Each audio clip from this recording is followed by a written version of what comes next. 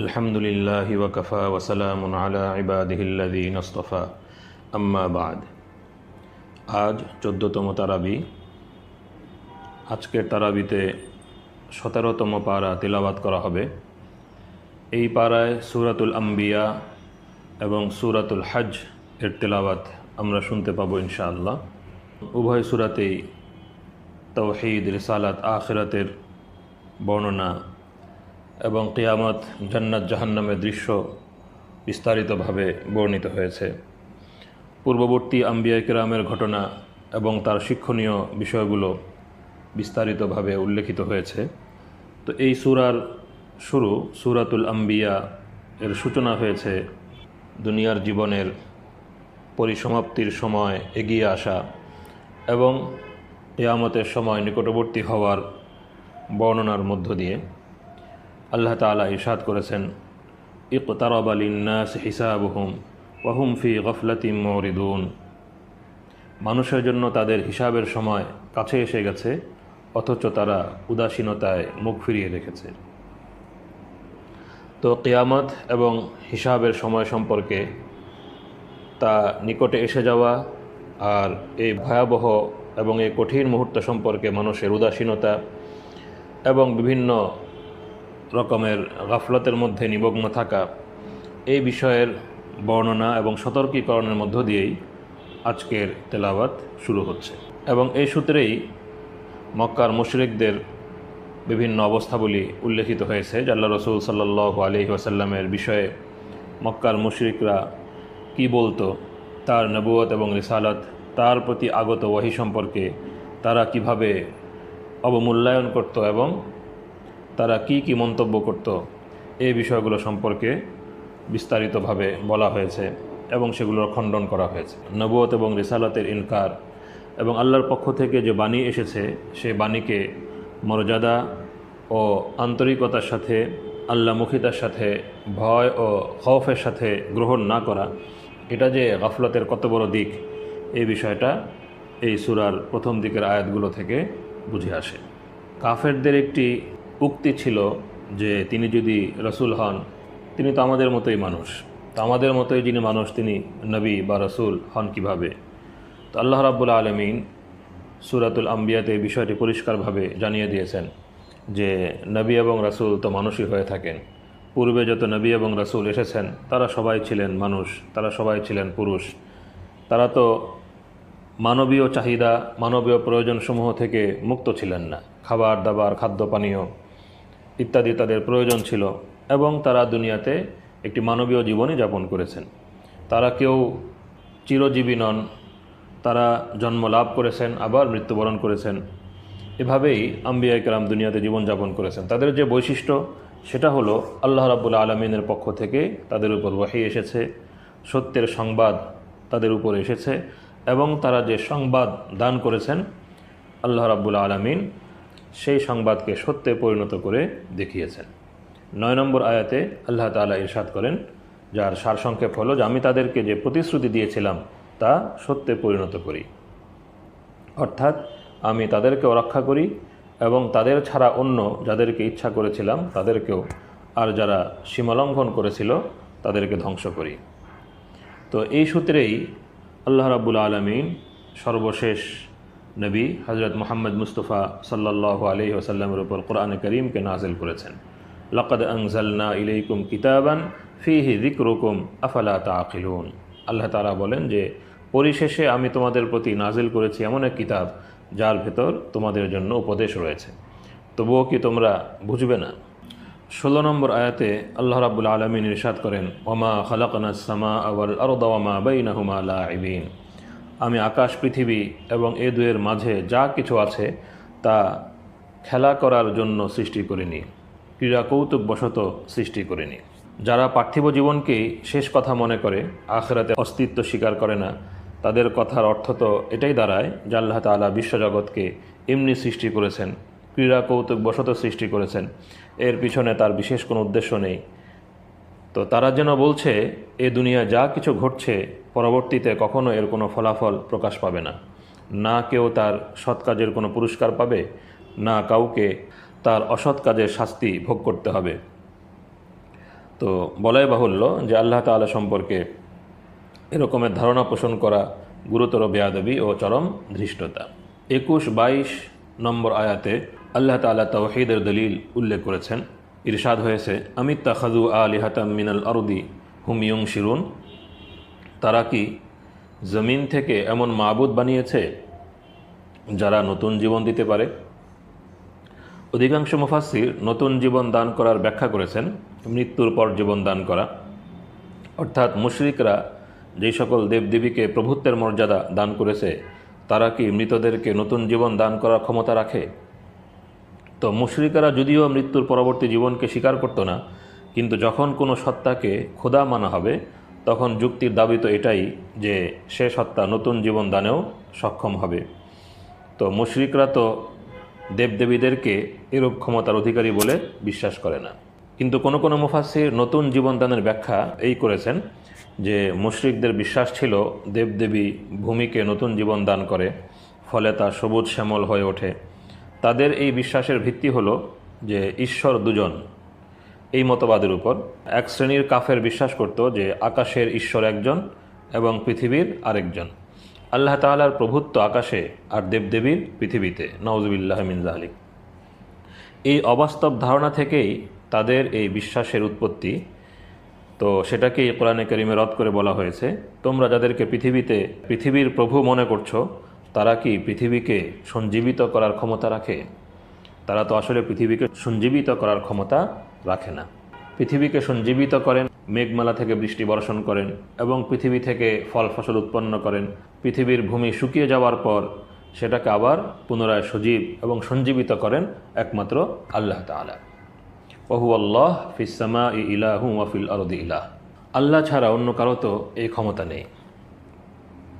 22 নম্বর আয়াতে আল্লাহ তাআলা বলেন, লাউ কানা ফীহিমা আলিহাতুন ইল্লাল্লাহু লাফাসাদাতা ফাসুবহানাল্লাহি রাব্বিল আরশি আম্মা ইয়াসিফুন। যদি আসমান ও জমিনে আল্লাহ ছাড়া অন্য কোনো মাবুদ থাকতো তবে আসমান জমিন উভয়ই ধ্বংস হয়ে যেত। এটা খুবই সহজ সরল একটি প্রমাণ। এর ব্যাখ্যা হলো, যারা আসমান ও জমিনের জন্য ভিন্ন ভিন্ন খোদার কথা বলে তারা কি বিশ্বজগতের ব্যবস্থাপনার প্রতি দৃষ্টিপাত করে না?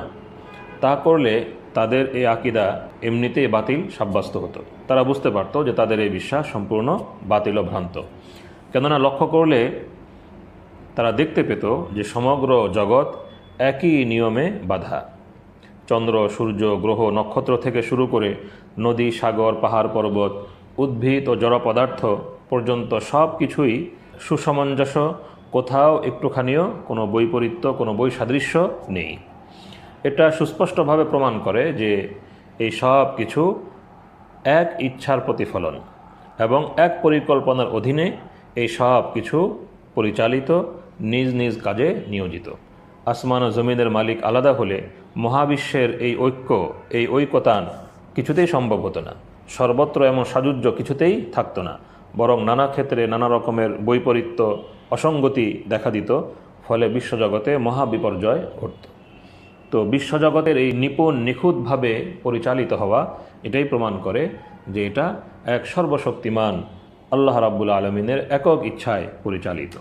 যুক্তিগত প্রমাণ উপস্থাপন করার পর কোরআনে কারীম সামনে যুগ যুগ ধরে আম্বিয়া কেরামের, যারা জাতির শ্রেষ্ঠ সত্যবাদী, আমানতদার, বিশ্বস্ত সম্প্রদায়, জামাত, প্রতি যুগের এই বিশ্বস্ত ব্যক্তিবর্গের যে সাক্ষ্য শাহাদাত এবং পূর্বে সকল আসমানি কিতাবের যে সাক্ষ্য, সেই সাক্ষ্যের কথা আল্লাহ রাব্বুল আলামিন সামনে উল্লেখ করছেন যে সবার এক কথাই ছিল যে আল্লাহ ছাড়া কোনো মাবুদ নেই, একমাত্র আল্লাহই হলেন ইলাহ, তিনি ছাড়া আর কোনো ইলাহ নেই। 25 নম্বর আয়াতে ইরশাদ হয়েছে, ওয়ামা আরসালনা মিন ক্বাবলিকা মির রাসূল ইল্লা নূহি ইলাইহি আন্নাহু লা ইলাহা ইল্লা আনা ফা'বুদুন। আমি আপনার পূর্বে এমন কোনো রাসূল পাঠাইনি যার প্রতি আমি এই ওয়াহি নাজিল করিনি যে আমি ছাড়া অন্য কোনো মাবুদ নেই, সুতরাং আমারই ইবাদত করো। তো আল্লাহ রাব্বুল আলামিনের তাওহীদের দলিল চারপাশের গোটা জগতে ছড়িয়ে আছে। মানুষ যদি চিন্তা ভাবনা করে তাহলে আল্লাহ পাকের তাওহীদের এবং আল্লাহ পাকের উলুহিয়তের দলিল পরিচয় সে লাভ করবে। 30 থেকে 33 নম্বর আয়াতে আল্লাহ রাব্বুল আলামিন অনেকগুলো বিষয়ের প্রতি দিক নির্দেশ করেছেন, অনেকগুলো বিষয় জানিয়েছেন। মানুষ যদি চিন্তা ভাবনা করে তাহলে আল্লাহ রাব্বুল আলামিনের পরিচয় খুঁজে পাবে। ইরশাদ হয়েছে, আওয়ালাম ইয়ারাল্লাযীনা কাফারু আন্নাস সামাওয়াতি ওয়াল আরদা কানাতা রাতকান ফাফাতাকনাহুমা ওয়াজআলনা মিনাল মাই কুল্লা শাইইন হাই আফালা ইউমিনুন ওয়াজআলনা ফিল আরদি রাওয়াসিয়া আন তামিদা বিহিম ওয়াজআলনা ফিহা ফিজাজান সুবুলাল লাআল্লাহুম ইয়াহতাদুন ওয়াজআলনাস সামাআ সাকফান মাহফুযা ওয়া হুম আন আয়াতিহা মু'রিদুন ওয়া হুয়াল্লাযী খালাকাল লাইলা ওয়ান নাহারা ওয়াশ শামসা ওয়াল কমার কুল্লুম ফি ফালাকিন ইয়াসবাহুন। তো এখানে 30 থেকে 33 নম্বর আয়াত, এই 4 আয়াতে আল্লাহ রাব্বুল আলামিন মৌলিক দলিল প্রমাণগুলো উল্লেখ করেছেন। 30 নম্বর আয়াতে ইরশাদ করেছেন যে যারা কুফর অবলম্বন করেছে তারা কি জানে না আকাশমণ্ডলী ও পৃথিবী রুদ্ধ ছিল, তারপর আমি তা উন্মুক্ত করি। তো অধিকাংশ মুফাসসিরিনে কেরামের তাফসীর অনুযায়ী আকাশমণ্ডলীর রুদ্ধ থাকা এর অর্থ হলো তা থেকে বৃষ্টি বর্ষিত না হওয়া, আর পৃথিবীর রুদ্ধ থাকা এর অর্থ তাতে কোনো কিছু উৎপন্ন না হওয়া। অতঃপর আল্লাহ তাআলা এ দুটোকে উন্মুক্ত করেছেন, অর্থাৎ আসমান থেকে বৃষ্টি বর্ষণ শুরু করলেন এবং ভূমিতে বিভিন্ন ফল ফসল উৎপন্ন করতে লাগলেন। তো বহু সাহাবী ও তাবিঈ থেকে রূপ ব্যাখ্যা বর্ণিত হয়েছে যে আল্লাহ তাআলাই সব কিছু উৎপন্ন করেন। কিন্তু কোনো কোনো মুফাসসির এই আয়াতের এই তাফসীরও করেছেন যে আকাশমণ্ডলী ও পৃথিবী পরস্পর মিলিত ছিল, এদের আলাদা আলাদা সত্তা ছিল না, পরবর্তীতে আল্লাহ তাআলা এদেরকে পৃথক করে দেন। একই সাথে এই আয়াতে আরও ইরশাদ হয়েছে যে এবং পানি হতে প্রাণবান সব কিছু সৃষ্টি করি। আল্লাহ তাআলা পানি হতে প্রাণবান সব কিছুকে সৃষ্টি করেছেন। এই আয়াত থেকে পরিষ্কার বোঝা যাচ্ছে যে প্রতিটি প্রাণীর সৃজনে পানির কিছু না কিছু ভূমিকা আছে। এটাও আল্লাহ পাকের কুদরতের এক বিরাট নিদর্শন এবং উম্মি নবী সাল্লাল্লাহু আলাইহি ওয়াসাল্লাম এর উপরে ওহীর মাধ্যমে আল্লাহ পাক এই বাস্তবতাকে জানিয়ে দিয়েছেন।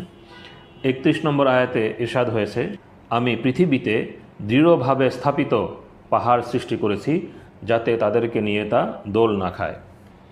তো এই বিষয়টা কোরআনে কারীমের একাধিক জায়গায় উল্লেখিত হয়েছে যে প্রথমে যখন পৃথিবীকে সৃষ্টি করা হয় তখন তা দোল খাচ্ছিল, তাই আল্লাহ তাআলা বড় বড় পাহাড় পর্বত তার উপর স্থাপিত করেন, ফলে পৃথিবী স্থির হয়ে যায়।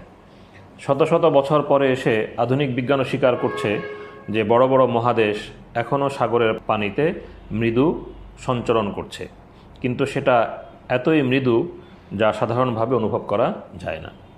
ওয়াজআলনা ফিহা ফিজাজান সুবুলাল লাআল্লাহুম ইয়াহতাদুন, এবং তাতে তৈরি করেছি প্রশস্ত রাস্তা যাতে তারা গন্তব্যস্থলে পৌঁছতে পারে, এবং সুউচ্চ পর্বতমালা দ্বারা বেষ্টিত দেশ মহাদেশ, কিন্তু দেখা যাচ্ছে যে এই পর্বতমালার ভিতর দিয়েও এমনভাবে রাস্তা আল্লাহ তাআলা প্রস্তুত করে রেখেছেন যে মানুষ এক জায়গা থেকে অন্য জায়গায় যাতায়াত করতে পারে।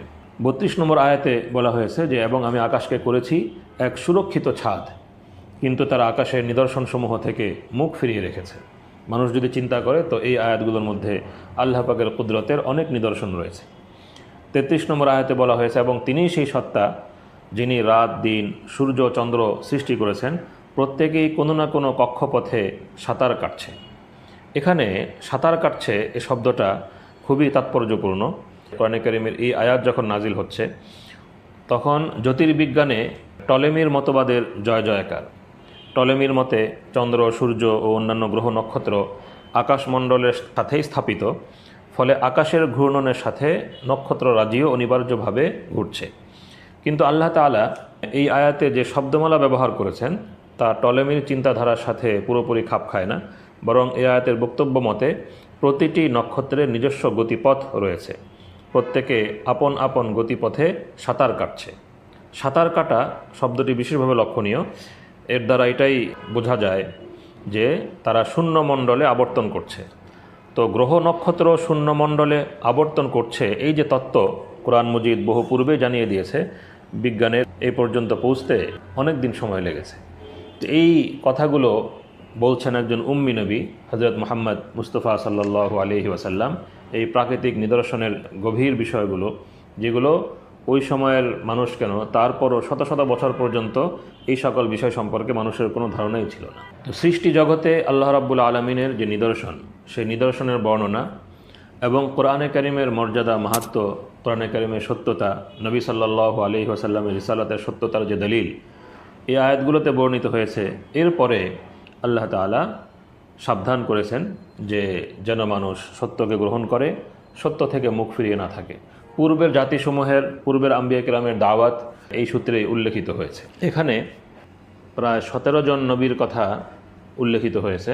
হজরত মুসা আলাইহিস সালাম, হজরত হারুন আলাইহিস সালাম, হজরত ইব্রাহিম আলাইহিস সালাম, হজরত লূত আলাইহিস সালাম, হজরত ইসহাক আলাইহিস সালাম, হজরত ইয়াকুব আলাইহিস সালাম, হজরত নূহ আলাইহিস সালাম, হজরত দাউদ আলাইহিস সালাম, হজরত সুলাইমান আলাইহিস সালাম, হজরত আইয়ুব আলাইহিস সালাম, হজরত ইসমাঈল আলাইহিস সালাম, হজরত ইদরিস আলাইহিস সালাম, হজরত যুলকিফল আলাইহিস সালাম, হজরত ইউনুস আলাইহিস সালাম, হজরত জাকারিয়া আলাইহিস সালাম, হজরত ইয়াহিয়া আলাইহিস সালাম, হজরত ঈসা আলাইহিস সালাম। এই সর্বমোট 17 জন নবীর কথা আল্লাহ পাক উল্লেখ করেছেন এবং তাদের দাওয়াতের বিবরণ দিয়েছেন। কারো কথা সংক্ষেপে বলেছেন, কারোটা একটু বিস্তারিতভাবে বলেছেন। তবে এই সকল নবীর দাওয়াত একটাই ছিল, আর তা হলো যে যারা নেক কাজ করবে এবং ঈমান মুমিন হবে, ঈমানের সাথে নেক কাজ করবে, তো তাদের কাজ ব্যর্থ হবে না। 94 নম্বর আয়াতে আল্লাহ রাব্বুল আলামিন এই বিষয়টি ইরশাদ করেছেন, ফামান ইয়ামাল মিনাস সালিহাত ওয়া হুয়া মুমিন ফালা কুফরান লিসাইহি ওয়া ইন্না লাহু কাতিবুন। যে ব্যক্তি মুমিন হয়ে সৎ কাজ করবে তার প্রচেষ্টাকে অগ্রাহ্য করা হবে না এবং আমি সেই প্রচেষ্টা লিখে রাখি। হজরত ইব্রাহিম আলাইহিস সালাতু ওয়াস সালামের ঘটনা বর্ণিত হয়েছে। তাওহীদ এবং শিরকের খণ্ডন এর বিষয়ে তার যে অবস্থান এবং এ কারণে তিনি যে আগুনে নিক্ষিপ্ত হয়েছেন, আল্লাহ রাব্বুল আলামিন তাকে সেখান থেকে রক্ষা করেছেন, এই বিষয়টির বিবরণ এখানে এসেছে। 57 থেকে 70 নম্বর আয়াতে আমরা দেখি যে পৌত্তলিক সম্প্রদায়ের মূর্তির বিষয়ে, তাদেরকে মূর্তি পূজা থেকে ফিরিয়ে রাখার জন্য এবং মূর্তি যে সম্পূর্ণ অক্ষম এই বিষয়ে তাদের মধ্যে বোধের সঞ্চার করার জন্য ইব্রাহিম আলাইহিস সালামের যে প্রয়াস এবং তার কওমের বিষয়ের সত্যতা স্বীকার করে নেওয়ার পরও সাম্প্রদায়িকতার বশবর্তী হয়ে তাকে অগ্নিতে নিক্ষেপ এবং আল্লাহ রাব্বুল আলামিন তাকে সেখান থেকে রক্ষা করা, এই বিষয়টির বিবরণ আমরা এই জায়গাতে, এই অংশে দেখতে পাই। হজরত দাউদ আলাইহিস সালাম এবং হজরত সুলাইমান আলাইহিস সালামের ঘটনাতে আল্লাহ রাব্বুল আলামিন একটি ঘটনারও উল্লেখ করেছেন। ঘটনাটি হলো যে এক ব্যক্তির মেষপাল রাতের বেলায় অপর এক ব্যক্তির শস্যক্ষেত্রে ঢুকে সব ফসল নষ্ট করে দিয়েছিল। ক্ষেতের মালিক হজরত দাউদ আলাইহিস সালামের আদালতে মামলা দায়ের করল। তিনি রায় দিলেন যে মেষপালের মালিক ভুল করেছে, তার কর্তব্য ছিল রাতে সেগুলো বেঁধে রাখা, কিন্তু সে তা রাখেনি, ফলে ক্ষেতের মালিক ক্ষতিগ্রস্ত হয়েছে। তো এখন দেখতে হবে তার কি পরিমাণ ক্ষতি হলো। পশুর মালিক তার সমমূল্যের মেষ তাকে দিয়ে দিবে। অতি সুন্দর ফয়সালা, এটা বিলকুল শরীয়ত সম্মত ছিল। কিন্তু এই ফয়সালা নিয়ে তারা যখন বের হয়ে গেল, দরজার সামনে হজরত সুলাইমান আলাইহিস সালামের সাথে তাদের সাক্ষাৎ হলো। তিনি তাদেরকে জিজ্ঞেস করলেন যে আব্বাজি কী রায় দিয়েছেন। তারা তাকে রায় সম্পর্কে অবহিত করল। তিনি বললেন, আমার আরেকটি ফয়সালা বুঝে আসছে যা উভয়ের পক্ষে কল্যাণকর হবে। তার এই মন্তব্য হজরত দাউদ আলাইহিস সালামের কাছে পৌঁছলে তিনি তাকে ডেকে পাঠালেন, জিজ্ঞেস করলেন সে ফয়সালাটি কী। হজরত সুলাইমান আলাইহিস সালাম বললেন, মেষপালের মালিক কিছুকালের জন্য তার মেষপালটি ক্ষেত মালিকের হাতে সমর্পণ করবে, ক্ষেত মালিক তা পালন করবে ও তার দুধ খাবে, আর সে তার শস্যক্ষেত্রটি মেষ মালিকের কাছে সমর্পণ করবে। সে তার যত্ন নিতে থাকবে। যখন ক্ষেতের ফসল পূর্বাবস্থায় ফিরে যাবে, অর্থাৎ মেষপাল নষ্ট করার আগে তা যে অবস্থায় ছিল, তখন মেষের মালিক ক্ষেতটিকে তার মালিকের হাতে ফিরিয়ে দিবে এবং ক্ষেতওয়ালাও মেষপালটি তার মালিককে বুঝিয়ে দেবে। তো এটা ছিল এক রকমের আপোষ রফা, যার ভেতর উভয়েরই উপকার ছিল। তাই হজরত দাউদ আলাইহিস সালামের এটা পছন্দ হলো এবং উভয় পক্ষ এতে খুশি হয়ে গেল। তো আমরা দেখতে পাচ্ছি যে হজরত দাউদ আলাইহিস সালাম যে রায় দিয়েছিলেন তা ছিল শরীয়তের আইন মোতাবেক, আর হজরত সুলাইমান আলাইহিস সালামের প্রস্তাবটি ছিল উভয় পক্ষের সম্মতি সাপেক্ষ একটি আপোষ রফা। উভয়টি আপন আপন স্থানে সঠিক ছিল। তাই আল্লাহ তাআলা উভয় সম্পর্কে বলেছেন, আমি তাদের দুজনকেই ইলম ও হিকমত দান করেছিলাম। কিন্তু হজরত সুলাইমান আলাইহিস সালাম আপোষ রাফার যে প্রস্তাব দিয়েছিলেন সে সম্পর্কে ইরশাদ করেছেন, আমি সুলাইমানকে সে ফয়সালার বিষয়টি বুঝিয়ে দিয়েছিলাম। এর দ্বারা বোঝা যায় মামলা মোকদ্দমায় আইনগত ফয়সালা অপেক্ষা পারস্পরিক সম্মতিক্রমে আপোষ রফার এমন কোনো পথ খোঁজা উত্তম যা উভয় পক্ষের জন্য মঙ্গলজনক হয়। তো ৭৮ এবং ৭৯ নম্বর আয়াতে হজরত দাউদ আলাইহিসসালাম এবং হজরত সুলাইমান আলাইহিসসালামের এই ঘটনাটি উল্লেখিত হয়েছে। ৮০ নম্বর আয়াতে হজরত দাউদ আলাইহিসসালামের একটি বৈশিষ্ট্য উল্লেখিত হয়েছে যে মানুষের কল্যাণার্থে তাকে বর্ম তৈরির কারিগরি আল্লাহ তাআলা শিখিয়ে দিয়েছিলেন। এবং সূরা সাবায় উল্লেখিত হয়েছে, সূরা সাবার ১০ নম্বর আয়াতে, যে আল্লাহ তাআলা তার হাতে লোহাকে নমনীয় করে দিয়েছিলেন। এটা হজরত দাউদ আলাইহিসসালামের একটি মুজিজা ছিল। তিনি লোহাকে যেভাবে চাইতেন ঘোরাতে বাঁকাতে পারতেন। লোহা দ্বারা এমন নিখুঁত ও পরিমাপ মতো বর্ম তৈরি করতে পারতেন যার অংশগুলো পরস্পর সুসমঞ্জস্য হতো। তো এই আয়াতের ব্যাখ্যা প্রসঙ্গে উলামায়ে কেরাম বলেছেন যে এখান থেকে ইশারা পাওয়া যায় মানুষের উপকারে আসে এমন যে কোনো শিল্প ও কারিগরি বিদ্যা ইসলামে প্রশংসনীয়। এভাবে আম্বিয়া কেরামের বিভিন্ন ঘটনা বর্ণনা করার পর আল্লাহ রসুল সাল্লাল্লাহু আলাইহি ওয়াসাল্লামকে যে কোরআন পাঠানো হয়েছে এবং সমগ্র বিশ্বের জন্য তাকে যে রহমত করে পাঠানো হয়েছে সেই বিষয়টির উল্লেখ ১০৬ এবং ১০৭ নম্বর আয়াতে এসেছে। ইন্না ফি হাযা লাবালাগাল লিকাওমিন আবিদিন ওয়া মা আরসালনাকা ইল্লা রাহমাতাল লিল আলামিন। নিশ্চয় এতে, অর্থাৎ এই কোরআনে, ইবাদত নিষ্ঠদের জন্য যথেষ্ট বার্তা রয়েছে। হে নবী সাল্লাল্লাহু আলাইহি ওয়াসাল্লাম, আমি আপনাকে বিশ্বজগতের জন্য কেবল রহমত করেই পাঠিয়েছি। ১০৮ থেকে সূরা শেষ পর্যন্ত তাওহীদের দাওয়াত এবং যারা এই দাওয়াত গ্রহণ করবে না তাদের মন্দ পরিণাম সম্পর্কে হুঁশিয়ারি, এর মধ্য দিয়েই এই সূরার সমাপ্তি ঘটেছে। ইরশাদ হয়েছে, কুল ইন্নামা ইউহা ইলাইয়া আন্নামা ইলাহুকুম ইলাহুন ওয়াহিদ ফাহাল আনতুম মুসলিমুন ফাইন তাওয়াল্লাউ ফাকুল আযানতুকুম আলা সাওয়া ওয়া ইন আদরি আকারিবুন আম বাঈদুম মা তুআদুন। বলে দিন, আমার প্রতি এই ওহী অবতীর্ণ হয়েছে যে তোমাদের প্রভু একই প্রভু, সুতরাং তোমরা আনুগত্য স্বীকার করবে কি? তবুও যদি তারা মুখ ফিরিয়ে নেয় তবে বলে দিন, আমি তোমাদেরকে প্রকাশ্যে জানিয়ে দিয়েছি। আমি জানি না তোমাদেরকে যে বিষয়ের, অর্থাৎ যে শাস্তির প্রতিশ্রুতি দেওয়া হয়েছে তা নিকটবর্তী না দূরে।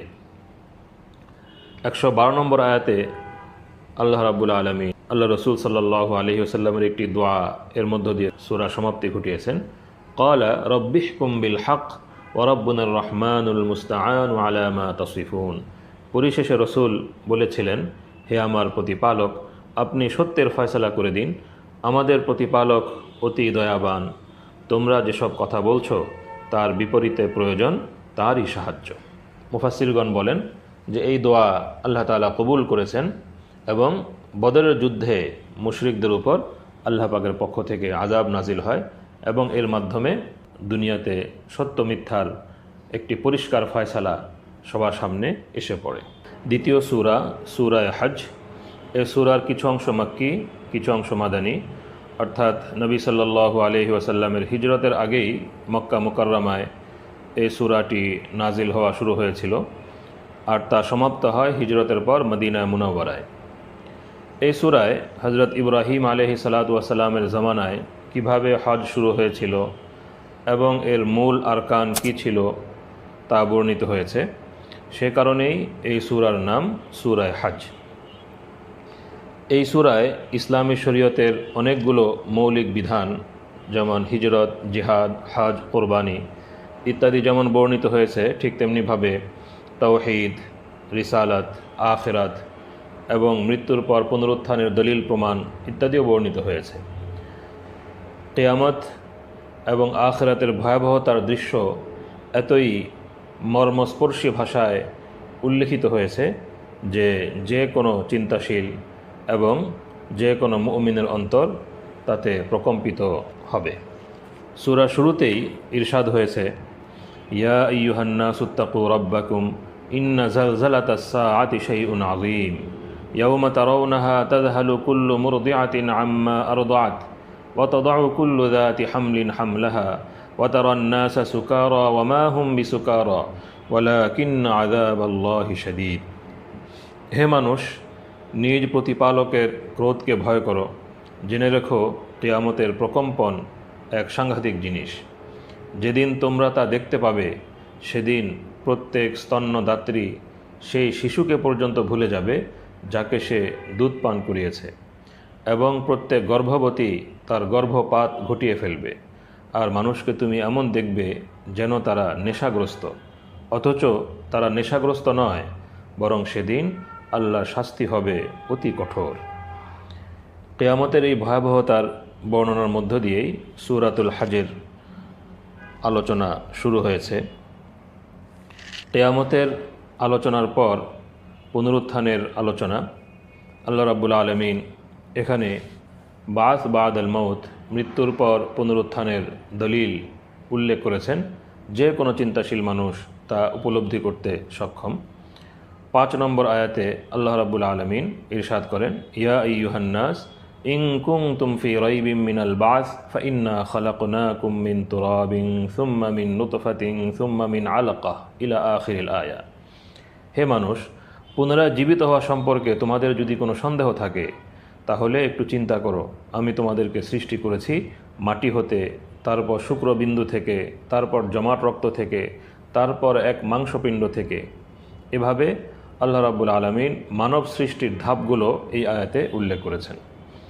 যারা মৃত্যুর পর পুনর্জীবন অসম্ভব বা কঠিন মনে করে তাদেরকে বলা হচ্ছে, তোমরা নিজেদের সৃজন প্রক্রিয়া সম্পর্কে চিন্তা করো। আল্লাহ তাআলা কি বিস্ময়কর পন্থায় কতগুলো ধাপ অতিক্রম করে তোমাদেরকে সৃষ্টি করেছেন। তোমাদের কোনো অস্তিত্ব ছিল না, আল্লাহ তাআলাই তোমাদেরকে অস্তিত্ব দান করেছেন। তোমাদের প্রাণ ছিল না, আল্লাহ তাআলা তোমাদেরকে প্রাণ দিয়েছেন। যে সত্তা তোমাদেরকে সম্পূর্ণ নাস্তি থেকে এরূপ বিস্ময়কর পন্থায় সৃষ্টি করেছেন, তিনি কি তোমাদেরকে তোমাদের মৃত লাশে পরিণত হওয়ার পর পুনরায় জীবন দান করতে পারবেন না? এই আয়াতেই আল্লাহ তাআলা আয়াতের শেষে ইরশাদ করেছেন আরেকটি দলিল, ওয়াতারাল আরদা হামিদাহ ফাইদা আনজালনা আলাইহাল মাআ ইহতাজ্জাত ওয়ারাবাত ওয়া আমবাতাত মিন কুল্লি যাওজিন বাহিজ। তুমি ভূমিকে দেখো শুষ্ক, তারপর যখন আমি তাতে বাড়ি বর্ষণ করি তখন তা আন্দোলিত ও বাড়ন্ত হয়ে ওঠে এবং তা উৎপন্ন করে সর্বপ্রকার নয়নাভিরাম উদ্ভিদ। এটা হলো দ্বিতীয় দলিল। ভূমি শুকিয়ে গেলে তা নিষ্প্রাণ হয়ে যায়, জীবনের সব আলামত তা থেকে মুছে যায়। এরপর আল্লাহ তাআলা বৃষ্টিপাত ঘটিয়ে তার ভেতর নবজীবন সঞ্চার করেন, ফলে সে নিষ্প্রাণ ভূমি নানা রকমের বৃক্ষলতায় ভরে ওঠে, যা দেখে দর্শকের চোখ জুড়িয়ে যায়। যে আল্লাহ এটা করতে সক্ষম, তিনি কি তোমাদেরকে পুনরায় জীবন দান করতে পারবেন না? এভাবে মানুষের নিজের সত্তা এবং মানুষের চারপাশের প্রকৃতি থেকে আল্লাহ রাব্বুল আলামিন তার কুদরতের দলিল এবং মানুষের মৃত্যুর পর পুনর্জীবন লাভের সম্ভাব্যতার দলিল আল্লাহ তাআলা উল্লেখ করেছেন, এবং তিনি পরিষ্কার ঘোষণা করে দিয়েছেন তিনি অবশ্যই মানুষকে পুনরায় জীবিত করবেন। মুশরিকেরা মক্কা মুকাররমায় মুসলিমদের প্রতি নানা রকমের জুলুম নির্যাতন করত। সেখানে আল্লাহ তাআলার তরফ থেকে বিশেষভাবে সবরের নির্দেশ ছিল। মদিনায় মুনাওয়ারায় আসার পর পরিবেশ পরিস্থিতির পরিবর্তন ঘটে। এবার মুসলমানদেরকে অবিশ্বাসীদের জুলুম নির্যাতনের বিরুদ্ধে জিহাদের অনুমতি দেওয়া হয়। জিহাদের সে নির্দেশ সর্বপ্রথম এই সূরাতেই অবতীর্ণ হয়। এই সূরার 39 নম্বর আয়াতে ইরশাদ হয়েছে, উযিনা লিল্লাযীনা ইউকাতালুনা বিআন্নাহুম যুলিমু ওয়া ইন্নাল্লাহা আলা নাসরিহিম লাকাদির। যাদের সঙ্গে যুদ্ধ করা হচ্ছে তাদেরকে অনুমতি দেওয়া যাচ্ছে, যেহেতু তাদের প্রতি জুলুম করা হয়েছে তাই তারা নিজেদের প্রতিরক্ষার্থে যুদ্ধ করতে পারে। নিশ্চিত জেনে রেখো, আল্লাহ তাআলা তাদেরকে জয়যুক্ত করতে পরিপূর্ণ সক্ষম। এরপর জিহাদের তাৎপর্যও উল্লেখিত হয়েছে 40 নম্বর আয়াতে, যার সারমর্ম হলো যে দুনিয়াতে যত নবী রাসূল আলাইহিমুসসালাম এসেছেন সকলেই আল্লাহ তাআলার ইবাদত বন্দেগীর শিক্ষা দান করেছেন এবং সে উদ্দেশ্যে ইবাদতখানা তৈরি করেছেন। তো সব যুগেই আসমানি দ্বীনের বিরোধীগণ এসব ইবাদতখানা ধ্বংস করার চেষ্টা করেছে। যদি তাদের বিরুদ্ধে জিহাদের অনুমতি না থাকত তাহলে তারা দুনিয়া থেকে সকল ইবাদতখানা নিশ্চিহ্ন করে ফেলত। তো প্রতিরোধের জন্য, তাদের অনিষ্টকে প্রতিহত করার জন্য আল্লাহ তাআলা জিহাদের বিধান দান করেছেন। এবং পাশাপাশি আল্লাহ তাআলা যারা এই বিধান পালন করেন তাদের প্রতি প্রতিশ্রুতি শুনিয়েছেন, আল্লাহ তাদেরকে অবশ্যই সাহায্য করবেন যারা তার দ্বীনের সাহায্য করবে। নিশ্চয়ই আল্লাহ তাআলা সর্বশক্তিমান, পরাক্রমশালী। বিভিন্ন সাহাবা এবং তাবেঈন থেকে বর্ণিত হয়েছে যে প্রায় 70টি আয়াতে সবরের তালকিনের পর এই সূরাতুল হজের এই প্রথম আয়াতে জিহাদের অনুমতি দেয়া হয় এবং একই সাথে জিহাদের তাৎপর্যও বর্ণনা করা হয়। এছাড়া এ সূরা ইসলামের অনেকগুলো গুরুত্বপূর্ণ শিক্ষাও উল্লিখিত হয়েছে। যেমন 35 নম্বর আয়াতে আল্লাহ তাআলা ইরশাদ করেন, আল্লাযীনা ইযা যুকিরাল্লাহু ওয়াজিলাত কুলুবুহুম ওয়াস-সাবিরিনা আলা মা আসাবাহুম ওয়াল মুকিমিস-সালাহ ওয়া মিম্মা রাযাকনাহুম ইউনফিকুন। আল্লাহ তাআলার আল্লাহমুখী, আল্লাহ ভীরু বান্দাদের পরিচয়, বৈশিষ্ট্য এই সূরাতে উল্লেখ করেছেন যে তাদের অবস্থা হলো, তাদের সামনে আল্লাহকে স্মরণ করা হলে তাদের অন্তর ভীতকম্পিত হয়। যে কোনো বিপদ আপদে আক্রান্ত হলে তারা ধৈর্যশীল থাকেন, তারা সালাত কায়েম করেন এবং আল্লাহ তাআলা তাদেরকে যে রিজিক দিয়েছেন তা থেকে তারা আল্লাহর পথে ব্যয় করেন। 37 নম্বর আয়াতে ইখলাসের কথা উল্লেখিত হয়েছে, বিখ্যাত আয়াত, লান ইয়ানালাল্লাহা লুহুমুহা ওয়ালা দিমাউহা ওয়ালাকিন ইয়ানালুহুত তাকওয়া মিনকুম। আল্লাহর কাছে না পৌঁছে তাদের গোশত আর না তাদের রক্ত, বরং তার কাছে তোমাদের তাকওয়াই পৌঁছে। তো কোরবানি আল্লাহ পাকের সন্তুষ্টির জন্য কারা করে এবং আল্লাহ পাকের বিধান পালনের জন্য কারা করে, এই বিষয়টি আল্লাহর নিকটে পৌঁছে। আল্লাহ পাকের সন্তুষ্টির উদ্দেশ্যে এবং আল্লাহ পাকের আদেশ পালন করার জন্য করা, এই প্রেরণা, এই আমল আল্লাহ পাকের নিকটে পৌঁছে। তো মুসলমানদেরকে তাদের সকল আমলে ইখলাস এবং সুন্নাহ অবলম্বন করার নির্দেশনা দেওয়া হয়েছে। 52 থেকে 53 নম্বর আয়াতে একটি গুরুত্বপূর্ণ বিষয় বর্ণিত হয়েছে যে আল্লাহ রসুল সাল্লাল্লাহু আলাইহি ওয়াসাল্লাম তো তার নবুয়ত এবং রিসালাতের দায়িত্ব, ইসলামের তাওহীদ, রিসালাত, আখিরাতের শিক্ষা এবং ইসলামের বিধিবিধান নিখুঁতভাবে পৌঁছে দেওয়ার জন্য সচেষ্ট রয়েছেন। অন্যদিকে কাফেররা বিভিন্ন রকমের সন্দেহ সংশয় প্রচারে নিয়োজিত রয়েছে। তো 52 এবং 53 নম্বর আয়াতে আল্লাহ তাআলা নবী সাল্লাল্লাহু আলাইহি ওয়াসাল্লামকে সান্ত্বনা দিয়েছেন যে আপনার বিরুদ্ধবাদীদের পক্ষ থেকে যেসব সংশয় প্রকাশ করা হচ্ছে তা নতুন কোনো বিষয় নয়। পূর্ব যুগের নবীদের ক্ষেত্রেও এরকমই ঘটেছে। তারা যখন মানুষকে আল্লাহ তাআলার কালাম পড়ে শোনাতেন তখন শয়তান কাফেরদের অন্তরে নানা রকমের সন্দেহ সংশয় সৃষ্টি করত, যে কারণে তারা ঈমান আনত না। কিন্তু তাদের সেই সৃষ্ট সন্দেহ সংশয় যেহেতু ভিত্তিহীন হতো, তাই আল্লাহ তাআলা খাঁটি মুমিনদের অন্তরে তার কোনো আসর বাকি থাকতে দিতেন না, বরং তা সম্পূর্ণ নিশ্চিহ্ন করে দিতেন। তো সেই ধারা এখনও অব্যাহত রয়েছে। পশ্চিমা মিডিয়া এবং পশ্চিমা জগৎ মুসলমানদের বিরুদ্ধে, ইসলামের শিক্ষার বিরুদ্ধে অপপ্রচার চালিয়ে যাচ্ছে, বিভিন্ন রকমের সন্দেহ সংশয় তার উত্থাপন করে চলেছে।